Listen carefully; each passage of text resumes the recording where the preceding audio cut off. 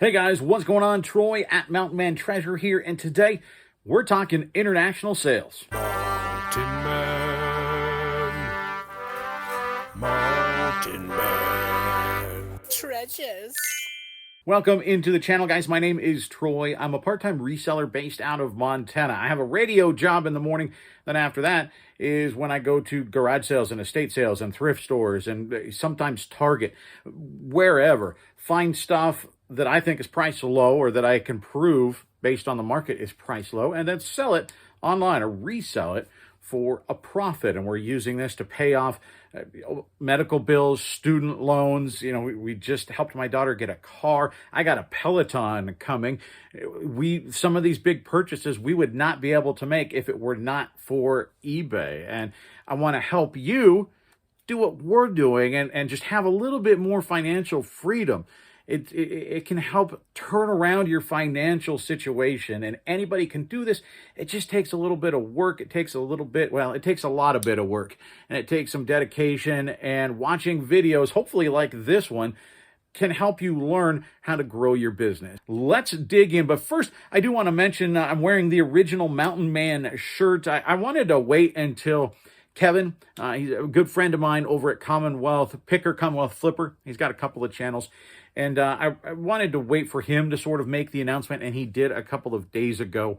But Paul is, he was originally a viewer of Kevin's channel, also a viewer of this channel. And I think most of you that watch my channel probably watch Kevin over at Commonwealth Picker. And he sort of made the announcement. Paul was, in addition to a viewer, he's also a very talented guy. And he made all of Kevin's merchandise, from mugs and shirts and all that, ornaments. That was all Paul. And through Kevin, I connected with Paul a while ago, years ago. And when I said, hey, I want to make some shirts, I want to make some mugs. And I said, you know what, eventually I want to move to like a print on demand thing so that I don't have to worry about the merchandise sitting. And I want to figure out how I can sort of fill that gap before I'm able to do that. And Paul said, well, I can do that. And so we were not making orders the size of Kevin over there. We certainly don't move our stuff as quickly as he does. But Paul didn't care. He said, he was willing to work with me on smaller orders. It gave me a great deal, helped me design. And Paul, unfortunately, Paul passed away. He had a sudden heart attack, very unexpected, and his granddaughter got a hold of me. Kevin actually got a hold of me before his granddaughter did, and said, hey, he shared with me the news. And, amazing that his granddaughter is going and contacting all of Paul's business associates and letting them know what happened. But he was a fantastic guy. In fact, I contacted him and said, hey, can you do stickers, little die cut stickers? And he said, you know what, I don't have the stuff to do that.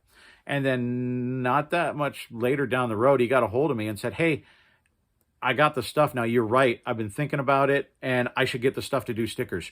Because I asked him, he went and got the equipment. He got the stuff to make these stickers. He sent me a handful of them and said, hey, what do you think? I didn't even order any. He just sent them to me and said, what do you think? And I loved them. And so we did order some. And we still have some in the merch store that's linked in the description down below.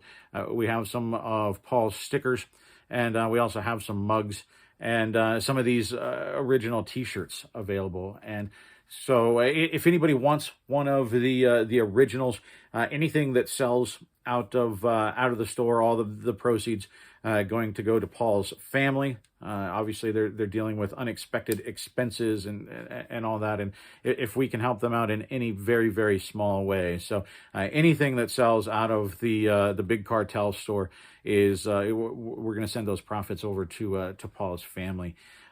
So that link is down below. We do now, just within the last couple of days, have, once we pass 10,000 subscribers, I could start the process of getting a print-on-demand thing set up for the YouTube channel, and that is starting to populate underneath. You might see that the shelf, the merchandise shelf with our logo. Those are available right now as well. So if you're interested in those, go on down below and click on those. I don't know if they're all on there yet, but we've got some mugs and shirts and hoodies and stuff like that. So that is available, but Paul got us there, and I'm going to miss him. He was he was a special guy. So I just wanted to put that out there. And now let's get on with the happy part of this video. So international sales, like I said, been sort of preaching the value of international sales for a while, because I know a lot of people want, not just the cloudy, fluffy thoughts. They want numbers. Well, you know what? I got some numbers. In 2020, over 2 billion people purchased goods or services online. 2 billion with a B. That's a lot of people. Flash forward to 2021, global e-commerce approached $5 trillion. It was like 4.89, I think, was the actual number. $5 trillion globally. Okay. But flash back to that other number real quick. 2 billion people 2 years ago were buying something over the year online. What's the population of the United States? Anybody? Anybody know what the population of the United States is? It is approaching right now, a best estimate, 334 million. It's like 333.8, I think, something like that. So we'll just call it 334 million people total in the United States. Now, I know sometimes people's children order from us because that's why they say they have to cancel it, right? But most kids aren't buying on eBay, so you can cut out a good portion of that population. But even if we include everybody, 334 million people out of 2 billion, that leaves a lot of people not in the United States that are buying stuff online. Okay, so that's the people that we're talking about when we're talking about selling internationally. Now, a lot of that 5 trillion, of course, came outside of the U.S. I have some numbers from eBay from Q1 of 2021. eBay's gross merchandise volume, that's the amount of goods bought and sold on eBay platforms. Okay, $27.5 billion. In 1 quarter of this year, $27.5 billion. How much of that came out of the United States? Well, not that much, really. Well, I mean, still a significant number, but of that 27.5 billion, 17.1 billion came from international buyers. 17.1, that's 62.2% of the first quarter of eBay's profits, more than $27 billion. 62.2% came from international buyers. That leaves what, not even 38% are coming from the United States. So if you only sell to US-based customers, you are selling to 38% of your potential buyers. Doesn't seem like a very good number to me. Borders are fading away when it comes to e-commerce. They just are. It's a worldwide thing now. They expect a global online sales by 2023 to reach 22% of all retail sales. Guess what? By 2040, I know that's jumping ahead, but not that far, right? By the year 2040, a study done by NASDAQ, they know what they're talking about. They say 95% is going to be online. They're saying traditional brick and mortars will be essentially gone. They're going to go the way of Blockbuster, right? There'll be that one holdout in Alaska. Now, the lockdown, it just vaulted all of this forward. So many people got used to ordering things online. The people that weren't really used to it before, they got more familiar with it. They realized that, hey, this is actually pretty easy. This is pretty safe. A lot of them are going to stick around, and they figured out the technology, right? So there's going to be a lot of people. Now, we're not seeing the same numbers that we did a year ago. We're not. But we're still seeing more numbers. And a lot more people are now shopping online. A lot of them do not live in the United States. So why should you sell online? Well, because, again, 62.2% of the first quarter came from outside the United States. There are 183 million eBay users across 190 markets. So rather than selling in one, maybe you should try to target the other 189, right? I would guess, I don't have the numbers in front of me. I didn't want to sit down and dig through all my records, but I would guess somewhere in the neighborhood of 20% of my sales are international sales. That's a significant amount of money over a year. So what can you do to ship internationally, right? What can you do? Well, the first thing, the easiest thing, global shipping. The global shipping program, it's part of eBay, and that is 100% as a seller, the easiest thing that you can do to sell to people across the globe. Now, the pros of global shipping, now, you do have to, I think, be a little bit established. If you're a brand new account, they're not going to let you into the global shipping program. Just the same reason that they limit the number of listings they give you and they hold some of your money back for a while. And eBay wants to make sure that you're established, that you're not a fly-by-night, that you're going to steal people's money. They're just doing their due diligence. Totally get it, right? But after you've been established, you can ask to be enrolled in the global shipping program, or GSP. Now, the pros, number one on that list is protection. Okay, you have really 100% protection on the things that you sell. The way that global shipping works, all you do, you package up your item. You can still put it in one of the free, I look over here because I'm looking at one. You can put it in the free USPS boxes that you get. Doesn't matter if you're selling it, you're shipping it priority, right? All you do, you ship to a giant warehouse, essentially a hub, in Kentucky. They do all the work after that. They forward it onto your customer. eBay does that. So all you have to do is get your item to Kentucky safe and sound, and your job is done at that point. eBay takes over. If you get it to Kentucky not damaged and on time, you're covered. If the buyer gets it and says, hey, this thing is damaged, then eBay's global shipping program will cover you. You do not have to refund those people for a damaged item. eBay will refund those people for a damaged item. They'll eat the cost and you still get to keep the profits. Okay. So that's a fantastic thing. And it's easy. I guess that's another pro. Super easy. There's no paperwork. There's no anything. eBay takes care of all the customs work. You don't have to do a thing there. And they also protect you from negative feedback. If it's based around something that is, it didn't get there on time, or if it's damaged or whatever. If you get it to Kentucky on time, you're clear. You're in the clear. It works well for very expensive items. I don't use global shipping for a lot of stuff. I do use it for very high dollar items or very heavy, very bulky items, because those can be expensive to ship internationally. So I use the global shipping program for that because I just got to get it to Kentucky, right? For the higher dollar stuff, I use it because I have that built-in protection. So for those things, I do use global shipping program. I just listed something the other day for, I think it's around $600. That's a global shipping item. I don't want to ship that internationally without that protection, right? So that is the nice thing. That's the nicest thing about it. Now, what about the negatives for global shipping program? Well, the biggest one is the price for the buyer. It's very expensive for most buyers with the global shipping program. And there's several reasons for that. The first one is they send everything, as I understand it, priority mail. Priority mail, of course, is more expensive. Priority international, even more expensive, right? So they got to build that in.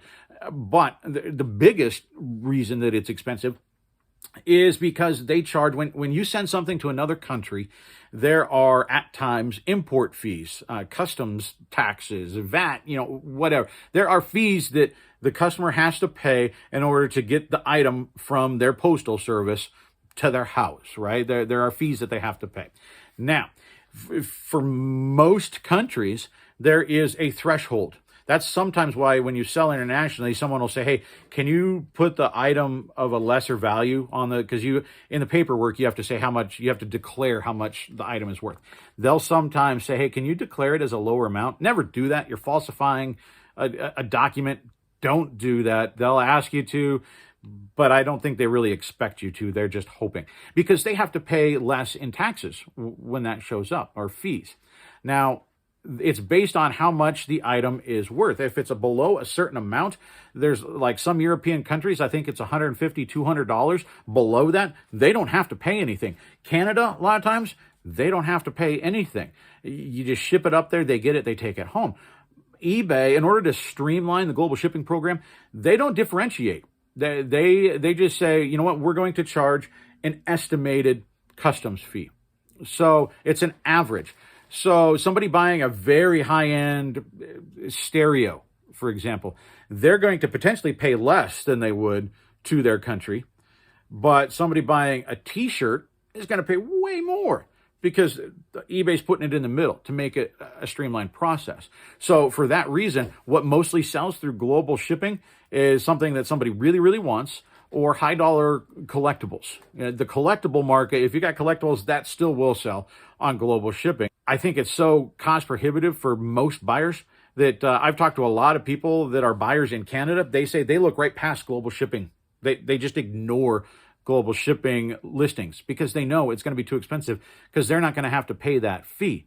And so for places that aren't going to have to pay any import and then eBay charges them that import, costs way too much. Another negative of the global shipping program is I have heard far too many stories of items being repackaged. They will open up items. I think Shed Flips, I think, was talking about one time. He sent over a collectible Funko Pop, not the $20 Funko Pops this was a collectible high-end Funko Pop. And he shipped it, of course, in a box. When it got to the buyer's going, hey, why was this just in a poly bag? Proof positive right there, right? That they repackaged things. And I pack my things very, very well. I take pride in protecting my items, and I get comments on it all the time of how well my item was packaged. I don't want to send something to somebody, even if you are protected from those negative feedback, but what buyer is going to come back to you when they think, really, they sent it to me this way?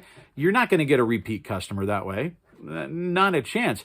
Past that, yeah, you would still get to keep your money if it showed up wrecked, but that item is wrecked. And part of the joy of doing this is finding and saving items that other people can love. And so you definitely feel a hit when something gets destroyed. I mean, if you're only in it for the money, I guess it's no big deal, but I would hate to have some sort of very rare collectible item get trashed. That's not the kind of business I want to run. I don't want people repacking my stuff. Another thing is combined shipping. You can't combine shipping through eBay's global shipping program. Now, they might be able to put it in their cart and combine it in there, but most people, I'm not positive on that, but I know that you as a seller can't, if they buy 3-4 things, they can't say, hey, can you combine shipping for me? You can't then go in and combine those items and do one combined package and one combined shipping cost. They're going to have to pay for each and every one of those. And as we've talked about, it's already high, so they're going to pay a lot of money for that. You can't combine the shipping. That is a big negative. Now, as I said, eBay does want you to be a little bit established, and they want you to have a good record. You have to be above standard in order to sell through the global shipping program. You also have to be selling eligible items. You got to be careful about things that are not eligible to send overseas, like, for example, perfumes, right? Something that has alcohol in it, you can't ship that. It's got to go ground here in the States, which means it can't go internationally because it can't go on a plane. You got to be careful about that. Knives are another one. That one's one that they can and they do ding people for. If you happen to slip one through, you can get in trouble for selling a knife internationally. Knives sell very well here in the States, but even like a multi-tool, a Leatherman, it's got a blade in it. It cannot be sold internationally. Anything with a blade cannot be sold internationally. So you got to be careful about what stuff you allow for international shipping. But the global shipping program is at least it's supposed to. If they come across something that's not eligible, they won't list it as an option for those international buyers to pick up. It's just not going to show up. So they do help you out there. Now, there are no fees to sign up for it. There are no fees to be a part of it. There are potential fees. Now, if the person that is buying from you, if the buyer has, if their address on file is an international address, that's one. Or if the ultimate destination is an international address, that's two. For those two reasons, eBay will charge you 1.65% of the sale. That's the fee. I don't know why that number, but that is the number. Now, there's also a fee for a currency conversion. PayPal used to do that as well. Now, eBay's taken over through managed payments. They also charge that. So that is a 3% fee for currency conversion. So you're paying 4.5%, call it 5%, right? Round it up. You're paying a 5% fee in order to sell internationally. So that is the global shipping program. That is, everybody should sign up for at least that, right? I don't think you're going to make a ton of sales that way, but it's 100% safe, and you potentially are going to make a sale and make a little bit more money. The program that I now use is the eBay International Standard. Now, they brought this on. The global shipping has been around for quite some time. The 14, maybe that's the number in my head. I don't know if that's right. It's been around for some time. The international standard, that's been around just since 2020. It's relatively new. I jumped to it right away and have had fantastic success. Now, the pros of international standard. It's a wide audience. You're reaching all of the countries out there. You still have the basic protections that you get through eBay if you were sending it to, Poughkeepsie. You still get that basic eBay protection. It's easy. People worry about, I don't know about all the customs work. Again, eBay, for the most part, handles all of it. Now, global shipping, you never see any customs form. Through international standard, you will see a little bit of one. When you go to purchase your label, and for either one, for global shipping or for standard, you want to make sure that your dimensions and your weight is correct, especially international standard, because the prices could vary widely for shipping based on an ounce even. It could go up $10 if you're off, for the lighter first class stuff, if it goes from 8 ounces to 9, because half a pound is different than the 1 pound rate, right? So you want to make sure that you get or estimate on the high side. That's generally what I do. But you will see a form that comes up, but all you have to do with it autofills all the boxes for you. All you have to do is check a box that says, yep, this is what I'm sending, and I understand that I'm not allowed to be sending something that I shouldn't send. You just click on the disclaimer box, and then you print the label. That's all you do. That's it. It's that easy. So the price for the buyers, why is this better? Well, I explained with global shipping, right? They charge, one, they're shipping at priority, and two, they are charging that up front, the duties that are owed. They're charging that up front. International standard does not charge that. They let the item go to the country, and then they are charged actual fees. So they're charged whatever they should be charged. If they're not going to be charged anything, they can pick it up from their post office, or it'll be delivered to their house, and they're all set. If they have to pay something, they go to their post office and pay that, then they can take it home. But they're paying actual fees, not an average, right? So that brings the cost way, way, way down. And so you're never going to sell a standard video game, movie, t-shirt on global shipping. Not going to happen. International standard, I sell that stuff all the time. I'm selling video games and movies, action figures, all that stuff, and not particularly high-end stuff. Goes up a lot to Canada. I send a lot of stuff to the UK. I send a lot of stuff to Australia. I send stuff all over the globe. I've sent Barbies to Russia. I sell a lot of stuff to a lot of places, and it's because they pay less. They pay what they actually owe when it shows up. That's the biggest win. So it's a win for the customer, and it's a win for you ultimately because you're selling more items. Yeah, you got 100% protection through the global shipping program. You're completely safe. But you're going to sell a tenth of what you sell through international standards. So is being safe worth it if you're not selling anything?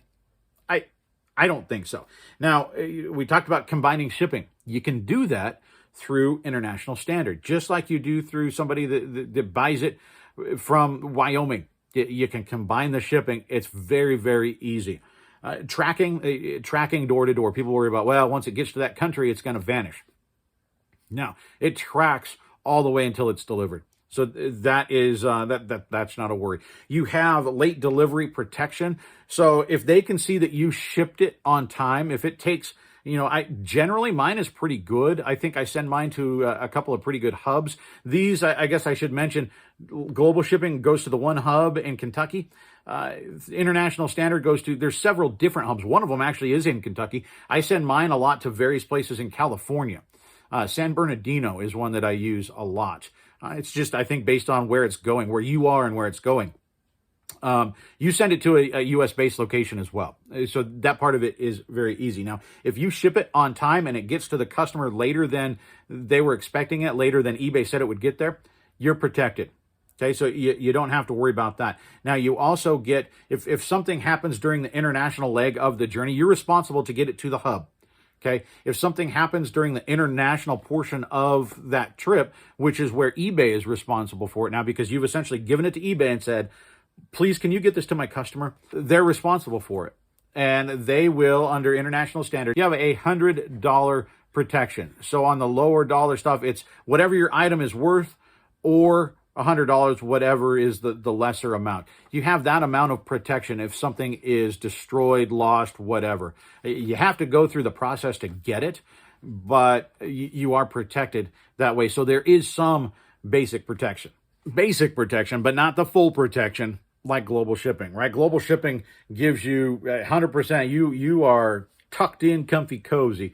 So you are hanging out there a little bit with international standard. There is a little bit more risk. I'm not going to say there's not, but I generally don't have a problem with it. I mean, people are always afraid of, somebody's going to scam me. Somebody's going to, I talked about this last scam. That guy, at least based on his account, was in Colorado. People, there are bad buyers everywhere. There's not a boogeyman in every foreign country just waiting to hit a button going, oh, this guy sells internationally, I'm going to get him.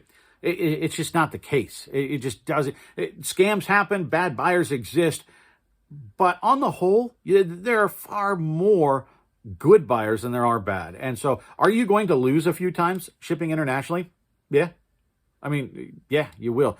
I've got half a dozen over the last 3 years, something like that. So you have to look at it on balance. Does it suck that I sent a hat to Finland and it showed up and they said, well, because of the way you boxed it, it showed up all misshapen and disformed. Item not as described is what they said.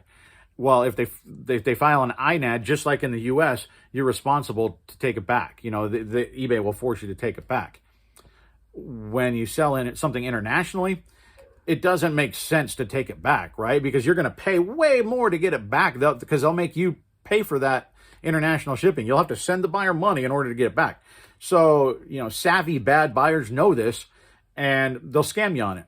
And they'll try to get you to just give them a refund. They get the item for free. It happens sometimes. But then you sell something else and something else and something else. So you have to look at it on balance. There are going to be a few losses, but selling internationally, you're going to have way more wins. And so you have to look at the long term, I think, when you're looking at the potential for returns. Otherwise, I don't accept international returns. I actually have one pending right now from somebody in, I think it's Brazil. And it is clearly a remorse reason. I contacted eBay and they said, yeah, this is they changed their mind, remorse reason. And so they are responsible for sending it back. They're responsible for footing that bill and buying that label to send it back. If they don't by, I think it's like January 10th, then it'll close. So I have to see that red thing sit there and flash at me for a little bit that there's a return pending. They're never going to return that, right? So I don't have to worry about that. But you will get some that you're going to lose on. Don't come yelling at me that it happened. You told me to sell internationally and this person ripped me off. It happens. So understand that it is going to, at some point, happen. The other thing that you can do is ship it on your own. And that's what I do that sometimes. I have another service that lists on different eBay websites from different countries. We can talk about that in another video because this is already going to be a long video. But you can send things on your own internationally. Up to 4 pounds is first class international. So light items you can send pretty cheap internationally. There are no protections that way. So if you send something that gets lost, that's on you. I guess you could buy the insurance. You get on, and the way you would do that is get on Pirate Ship. There's a little chat icon at the bottom right corner, I think, and say, hey, I'd like to be enrolled in your simple export rate program. And they go, okay. I mean, they say it like a pirate, but they put you right in. You should probably set up a Pirate Ship account anyway, because every once in a while for small, heavy packages, it's a great way to send stuff in the U.S. And we just sent off a box of Christmas gifts today back home. I used Pirate Ship to print out the label because you can get a discount that way. Very often, it's very similar to your eBay discount. You can get much cheaper shipping if you buy it through Pirate Ship. So there is the opportunity where you can send it on your own. I would not recommend that if you're just starting out selling internationally. If you want to hear more, we can break that down in another video again, because this is getting to be a super long video, and I don't want people falling asleep. If there's something I missed, please comment down below. Let me know. We can do a follow-up video. I want to make sure that you feel comfortable doing this, and I do think we've had several people that watched the channel that went, okay, you convinced me, I'm going to sell internationally, and they're making sales that way, they're making more money, and I really do think it's a way for you to expand your business, like I said, without really doing anything extra. All you do is expand your audience, right? Remember, there's so many people, 62.2% of first quarter buys were international buyers. Let's target those people with your items. There's your international info, but it's also time to let you know who won the free stuff. Let's go over to my, look at the shadow there. There we go. Let's go over to my computer, go over to my laptop, and we'll check it out. All right, so the first one that we are going to look for is the mystery item. So anybody that said mystery in their comment is included. So let's get the comments. How many said mystery? 68 unique comments included mystery in their comments. So let's see who wins the mystery item. Shelby Rendell Alders. Hi, Troy. Mystery for me. Thanks. Well, Shelby, you got it. So I'm going to send you that mystery item.